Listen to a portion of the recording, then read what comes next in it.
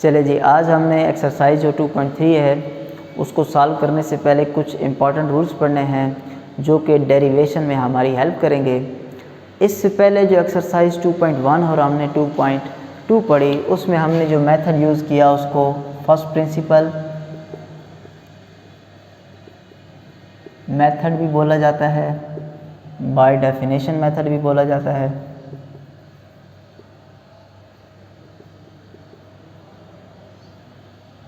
ठीक है जी, तो आज जो एक्सरसाइज है ना 2.3 इसके लिए हमें जो रूल है वो आने चाहिए। अब जो बाय डेफिनेशन मेथड था इसमें हमारे पास जो काम था वो थोड़ा ज़्यादा था। ठीक है जी, अगर हमारे पास कोई छोटा सा एक एक्सप्रेशन आ जाता जैसे x की पावर 40 था या x की पावर m था तो उसका सॉल्यूशन निकालने में हमारे पास तकरीबन एक पेज जो है वो वहाँ तक सॉल्यूशन आता था। ठीक है, तो फिर जो मैथमेटिशियंस थे उन्होंने कुछ रूल्स बनाए हैं। ठीक है, उस फर्स्ट प्रिंसिपल मेथड को, उन सारी चीज़ों को दिमाग में रखते हुए तो उन रूल की मदद से क्या होगा कि जो क्वेश्चन हमारा पूरे पेज पे या उससे भी ज़्यादा में आ रहा था वो सिंपल 2 से 3 स्टेप में हमारे पास सॉल्व हो जाएगा। ठीक है जी, तो अब वो जो रूल्स हैं उनमें सबसे जो पहला इम्पॉर्टेंट रूल है वो है हमारे पास पावर रूल। ठीक है, जब ये रूल आपको अच्छी तरह समझ में आएंगे तो ही आपको पता चलेगा कि इस क्वेश्चन पे अब कौन सा रूल हमने फिट करना है। ठीक है, तो आपने सही ध्यान से समझना है। ये रूल अगर आपको समझ में आ गए जो आज हम पढ़ रहे हैं तो यूँ समझिए कि जो सेकंड चैप्टर है वो आपका मैक्सिमम सॉल्व हो ही जाएगा। ठीक है, फिर आगे चल के कुछ और भी रूल्स आएंगे, चेन रूल वगैरह, वो हम बाद में समझेंगे। पावर रूल क्या है? बड़ा ही आसान है। मिसाल के तौर पर आपके पास गिवन है, मैं एक बड़ी आसान सी मिसाल लेता हूँ कि y = x की पावर 3 और आपको बोला जाए कि आप इसका डेरिवेटिव लें, आप इसमें चेंज मालूम करें, y में चेंज मालूम करें, किस की वजह से? x की वजह से। ठीक है, तो इसका मतलब है कि जब मैं डेरिवेटिव लूँगा तो मैं y में डेरिवेटिव निकाल रहा हूँ, y में चेंज निकाल रहा हूँ विद रिस्पेक्ट टू x के चेंज होने से y में जो चेंज आया है वो मैं फाइंड कर रहा हूँ और इसी चीज़ को हम क्या बोलते थे? डेरिवेटिव। बाय डेफिनेशन हमने इसको सॉल्व किया है।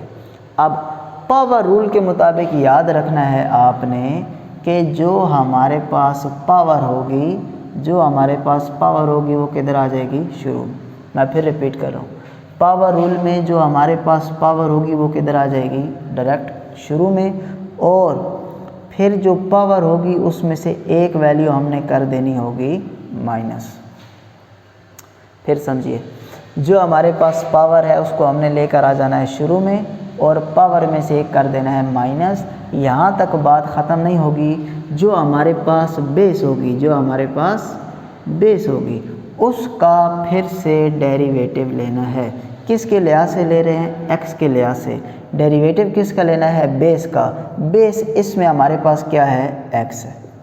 ठीक है, तो dy/dx 3, यहाँ पे एक माइनस हो के पावर 2 और x के लिहाज से डेरिवेटिव क्या होता है? 1 होता है। अगर आपको याद हो तो पिछले लेक्चर्स में हमने ये बात समझी थी भी किसी भी एक्सप्रेशन का अपने लिहाज से जो डेरिवेटिव होता है वो क्या होता है? 1। इधर dy/dy हो जाता तो उसका आंसर भी क्या आता? 1 आता। ठीक है जी, ये वाली जो बात है ये हमने पीछे MCQs में हमने कहा था कि पेपर में MCQs में आ जाए या वैसे आ जाए, तो उसके लिए हमने ये समझी थी जब हम बाय डेफिनेशन मेथड सॉल्व कर रहे थे। वहाँ पे हमने 2 बातें समझी थी। एक ये कि x का डेरिवेटिव x के लिहाज से, y का डेरिवेटिव y के लिहाज से 1 होता है और कांस्टेंट का डेरिवेटिव हमेशा 0 आता है। क्यों? कांस्टेंट का मतलब समझ लीजिए 5। ठीक है जी, और आपको बोला जा रहा है कि आप इसका डेरिवेटिव लें, आप इसमें चेंज मालूम करें। डेरिवेटिव मतलब चेंज, तो ये तो कांस्टेंट वैल्यू है ना, इसमें कैसे चेंज आ सकता है? x हो तो वो वेरिएबल होता है, उसमें चेंज आता है ना, ये तो कांस्टेंट है तो इसमें चेंज आना ही नहीं है। तो उस वजह से इसका जो हमने बाय डेफिनेशन भी सॉल्व किया था तो इस पर आंसर हमारे पास 0 ही आया था। चले जी, पावर रूल को थोड़ा सा मज़ीद और समझते हैं। पावर रूल में अब जो मैं अपना फंक्शन लेता हूँ वो मैं कहता हूँ कि मैं कह देता हूँ जी x+1 की पावर 2। ठीक है जी, तो पावर रूल के मुताबिक dy/dx पावर किधर आ जाएगी? शुरू में, और एक पावर क्या कर देनी है, कम। अक्सर स्टूडेंट्स यहीं पे आके बात ख़त्म कर देते हैं, आगे नहीं चलते। तो यहाँ पे अक्सर वो फिर गलती कर देते हैं। जो हमारे पास नीचे क्या है जी, बेस है, उसका हमने फिर से डेरिवेटिव लेना है। किस लिहाज से ले रहे हैं, x के लिहाज से। तो ये हो जाएगा x प्लस 1। अब जब डेरिवेटिव लेना है तो सिर्फ बेस का लेना है, ये ऊपर पावर शामिल नहीं करनी। तो 2 as it is x plus 1, 2 में से 1 माइनस होगा तो 1 लिखें ना लिखें बात एक ही है। अच्छा, एक और इम्पॉर्टेंट चीज़ याद रखिएगा कि अगर कोई चीज़ें या 2 एक्सप्रेशन या 3 एक्सप्रेशन प्लस हो रहे हो या माइनस हो रहे हो तो उन पे आप अलहदा अलहदा डेरिवेटिव लगा देते हैं जी। x पर अलहदा अप्लाई हो गया और 1 पर अलहदा अप्लाई हो गया। ठीक हो गई जी बात। ये अभी तो आपका बिल्कुल स्टार्ट है ना, तो इसलिए हम ये छोटी छोटी चीज़ों पे फोकस कर रहे हैं। जब आप ये काम सीख जाएंगे तो फिर ये इन चीज़ों का डेरिवेटिव निकालना आपके लिए बहुत ही मामूली काम होगा।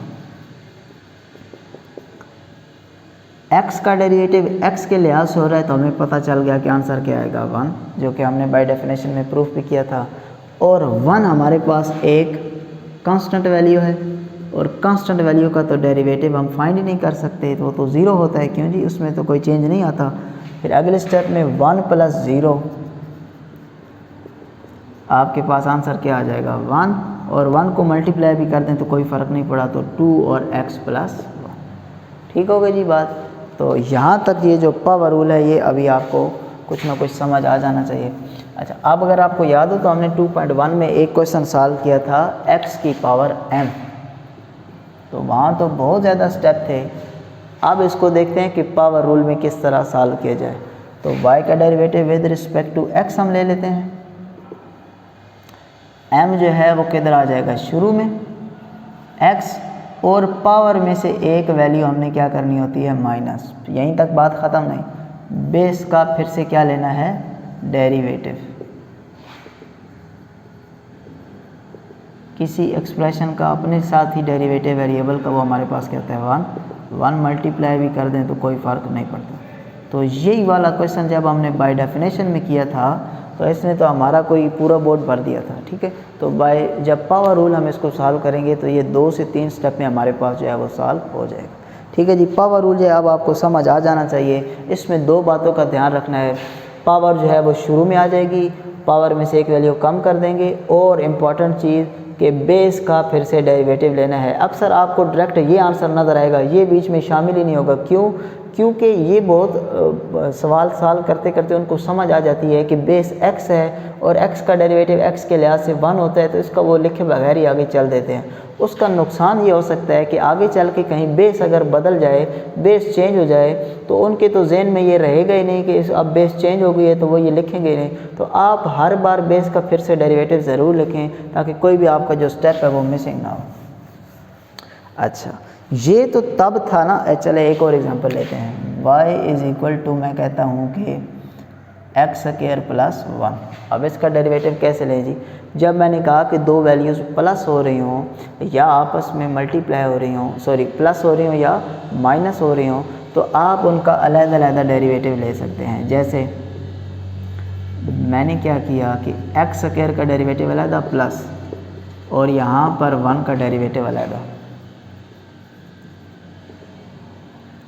पावर रूल के मुताबिक 2 जो है वो किधर आ जाएगा, शुरू में। x स्क्वायर का डेरिवेटिव ले रहे हैं ना, तो 2 जो है वो किधर आ जाएगा, शुरू में, और 2 में से एक वैल्यू क्या कर देंगे, माइनस, और जो बेस है x है उसका फिर से हमने क्या ले लेना है, डेरिवेटिव। इधर तो 1 है, कांस्टेंट है, कांस्टेंट वैल्यू का डेरिवेटिव नहीं होता तो क्या हो गया, 0।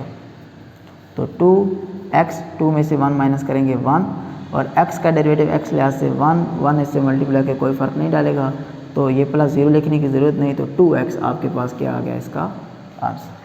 ठीक है जी बात। अगर यहीं पर ये माइनस होता तो फिर भी अलग-अलग डेरिवेटिव आपस में इस पर क्या हो जाते, इन्वॉल्व हो जाते। अब यहाँ पर एक और इम्पॉर्टेंट चीज़ जो आपकी बेस के लिए बहुत इम्पॉर्टेंट है वो ये है कि अगर आपके पास इस तरह का फंक्शन आ जाए y is equal to 2x, अब तो आपके जहन में थोड़ी सी टेंशन बनेगी कि ये क्या जी, इधर तो 2 जो है ये कांस्टेंट है, ये जो x है ये वेरिएबल है, प्लस अगर होता तो इसका डेरिवेटिव अलहदा कर लेते, इसका डेरिवेटिव अलहदा कर लेते। अब क्या करें, ये तो मल्टीप्लाई में आ गए हैं, तो याद रखिएगा जब भी एक वैल्यू कांस्टेंट हो और एक वैल्यू वेरिएबल हो और आपस में मल्टीप्लाई हो रहे हों, जब एक वैल्यू कांस्टेंट हो और एक वैल्यू वेरिएबल हो और आपस में क्या हो रहे हों, मल्टीप्लाई हो रहे हों, तो आप सिंपल क्या करें कि कांस्टेंट को साइड पे कर दें, कांस्टेंट को साइड पे कर दें। क्यों? क्योंकि कांस्टेंट का वेरिएबल तो आप नहीं ना फाइंड कर सकते, तो कांस्टेंट साइड पे हो गया और डेरिवेटिव हमारे पास किसका हो गया, x। अब इसको ज़ीरो नहीं कर देना, ये ज़ीरो तब होता है जब 2 + x लिखा होता है, इसका डेरिवेटिव अलहदा होता है, इसका अलहदा, इसका 0 आ जाता है, इसका 1 आ जाता है। अब क्योंकि ये इसका हिस्सा इससे मल्टीप्लाई हो रहा है, तो डेरिवेटिव लेते वक्त इस कांस्टेंट वैल्यू को आपने शुरू में ले आना है, ठीक है। और x का डेरिवेटिव x के लिहाज से क्या जाएगा 1, 2 को 1 से मल्टीप्लाई करेंगे 2। तो यहाँ अभी तक आप मेन कोई 3-4 चीज़ें समझ चुके हैं। एक पावर रूल क्या होता है कि उसमें जो पावर है उसको शुरू में लेकर आना है और पावर से एक वैल्यू कम करनी है, और फिर जो बेस है उसका ज़रूर आपने डेरिवेटिव लिखना है। अगर दो वैल्यूज़ ऐड हो रही हों तो उनको ऐड करके, मतलब अलग-अलग डेरिवेटिव, माइनस हो रही हैं तो फिर भी अलग-अलग डेरिवेटिव, और अगर एक वेरिएबल हो और एक कांस्टेंट हो और आपस में हो रहे हो मल्टीप्लाई, आपस में क्या हो रहे हो जी, मल्टीप्लाई, तो कांस्टेंट आपने शुरू में लिख लेना है और वेरिएबल का क्या ले लेना है आपने, डेरिवेटिव, ठीक है। तो मुझे उम्मीद है ये जो पावर रूल है ये आपको अब अच्छी तरह समझ में आ गया होगा। एक और एग्जांपल लिख लेते हैं जी, y = मैं कह दूं जी 5 और x + 1 की पावर 3 कह देते हैं। अगर आपको बोला जाए कि आप इसका डेरिवेटिव निकालें, तो सबसे पहले तो आपने ये समझा कि एक वैल्यू कांस्टेंट और ये पूरे का पूरा क्या है, वेरिएबल। तो इसका मतलब है जब डेरिवेटिव लेंगे तो 5 किधर आ जाएगा शुरू में, और डेरिवेटिव अप्लाई हो जाएगा x + 1 की पावर 3, ठीक है। dy/dx = 5। अब हम लेंगे इसका डेरिवेटिव। अब डेरिवेटिव का वही पुराना तरीका है कि पावर, अब हमें पता चला ना, अब ये अब आपके जहन में बिल्कुल फिक्स होना चाहिए कि पावर रूल अप्लाई कब होगा। सिंपल सी बात है, जब आपको पावर नज़र आएगी होल एक्सप्रेशन पे, ठीक है, तो आप वहाँ पर क्या लगा देंगे, पावर रूल, ठीक है जी। तो ये जो पावर है ये किधर आ जाएगी, शुरू में आ जाएगी 3, और x + 1 एक इसमें से क्या कर देंगे माइनस। यहीं तक काम ख़त्म नहीं करना, आपने इस बेस का फिर से क्या लेना है, डेरिवेटिव। 5 और 3 कितने हो गए जी, 15, और x + 1 3 में से 1 माइनस हुआ तो 2, और यहाँ पर x का डेरिवेटिव प्लस हो रहा है ना, तो अलहदा लेंगे और 1 का अलहदा लेंगे, क्योंकि हम समझ चुके हैं। तो मैं थोड़ा सा डायरेक्ट कर रहा हूँ, क्योंकि आप भी जब बार बार ये चीज़ें, ये बिल्कुल छोटी छोटी चीज़ें, ये भी आप जब बार बार रिपीट करेंगे तो आप इनके डायरेक्ट आंसर ही लिखेंगे, जैसे मैं लिख रहा हूँ।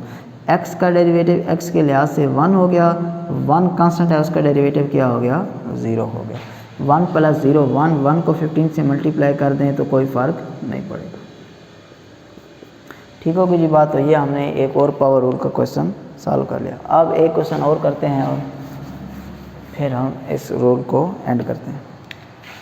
मैं कह दूं कि लिखा पढ़ा आ जाए 2x की पावर 3 6x² + 5x + 6, और हमें बोला जाए कि हम इसका क्या निकालें, डेरिवेटिव। एक बात तो तय है कि ये सारी वैल्यूज़ क्या हो रही हैं, प्लस हो रही हैं, तो हर वैल्यू का डेरिवेटिव अलग-अलग, और कांस्टेंट मल्टीप्लाई हो रहा है तो कांस्टेंट किधर आ जाएगा, शुरू में, और डेरिवेटिव अप्लाई हो जाएगा किस पे, x³। इसी तरह जो 6 है वो शुरू में आ गया, डेरिवेटिव अप्लाई हो गया x² पे। 5 शुरू में आ गया, डेरिवेटिव अप्लाई हो गया x पे, और यहाँ पर सिंपल डेरिवेटिव किसका हो गया, 6 का। 2 एज इट इज़ शुरू में था, इधर पावर रूल अप्लाई होगा, 3 किधर आ जाएगा, शुरू में, और 3 में से 1 माइनस कर देंगे तो हमारे पास क्या रह जाएगा, 2। बेस का फिर से डेरिवेटिव, बेस हमारे पास x है, x का डेरिवेटिव x के लिहाज से क्या होता है, 1। अब मैं थोड़ा सा डायरेक्ट लिख रहा हूँ, ठीक है। पावर रूल के मुताबिक 2 किधर आ जाएगा, शुरू में, 2 में से 1 1 माइनस करेंगे तो 1 आ जाएगा, और बेस का फिर से डेरिवेटिव, x का डेरिवेटिव x के लिहाज से 1, लिखें ना लिखें बात एक है। 5 शुरू में आ गया, x का डेरिवेटिव x के लिहाज से क्या हो गया, 1। यहीं तक था ना, इसमें तो पावर रूल अप्लाई नहीं होता, क्योंकि इसकी जो पावर है वो यूँ समझिए कि क्या है, 1 है। अगर पावर रूल अप्लाई कर भी देंगे तो फिर भी आपके पास आंसर 1 ही आएगा। कैसे, यूँ समझिए, इसकी पावर 1 है, डेरिवेटिव लेंगे तो 1 के इधर आ जाएगा शुरू में, और इसकी पावर में से एक माइनस करना होता है, और x का डेरिवेटिव तो 1 था, वो नहीं लिखते, तो 1 और x की पावर 0, किसी भी एक वैल्यू की पावर 0 तो आंसर हमें क्या मिल जाता है 1, तो 1 मल्टीप्लाई 1 तो 1 ही आ जाएगा। और यहाँ पर 6 जो ये कांस्टेंट है तो इसका आंसर क्या हो गया 0 हो गया। तो ये हो जाएगा 6x² प्लस 12x प्लस 5 और 0 लिखने की ज़रूरत नहीं। ठीक है जी, तो मुझे उम्मीद है कि ये जो पावर रूल है ये अब आपको अच्छी तरह समझ में आ चुका।